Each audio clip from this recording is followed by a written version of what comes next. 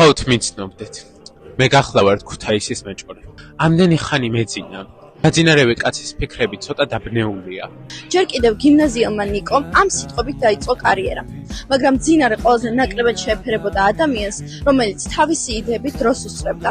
იყო ნოვატორი, რეფორმატორი და უკეთესობისკენ ცვლიდა ყველაფერს, რასაც კი ეხებოდა. ის სწავლობდა მოსკოვში, სორბონასა და ციურიხში, მაგრამ სადაც არ უნდა ყოფილიყო, გულით დაატარებდა უკეთესი საქართველოს შექმნის იდეას. განათლების ფასის მცოდნე ნიკო ნიკოლაძე ცხობსაც ხელს უწყობდა. 1872 წელს, როცა ეს მიუღებელი იყო, ოლღა გურავიშვილი, მისი დები და ორი დეიდაშვილი, ბიჭად გადაწყვეტილები გემით გააპარა შვეიცარიაში დასწავლად. ნიკოლაძე თვლიდა, რომ ყველა ერს თავისი გზა თვითონ უნდა ეპოვა. ის სრულ ეროვნულ ერთიანობას ქადაგებდა და ამბობდა, რომ არაფერი სასიკეთო არ უნდა მოელოდეს იმ ერს, რომელსაც ერთობის გრძნობა არ აქვს. რა დიდიც არ უნდა იყოს ჩვენი გამარჯვებები, მათი დიდება კვამლით გაიფანტება. თუკი ჩვენ საკუთარ სახლებში არ დავიცავთ აუცილებელ მოთხოვნებს. დემოკრატიას ყველაზე შემოწმებულ სისტემად თვლიდა. ის ძალაუფლების დანაწილებას ემხრობოდა.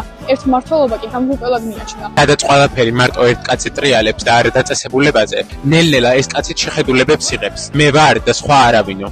როგორც მოქალაქე აგეს პასუხ სახელმწიფოს წინაშე, ისე ეკისრება პასუხისმგებლობა სახელმწიფოს, დაიცვას ყოველგვარი თვითნებობისგან მოქალაქეთა უფლებები. ნიკო ნიკოლაძე, კაცი, რომელიც დროს უსწრებდა.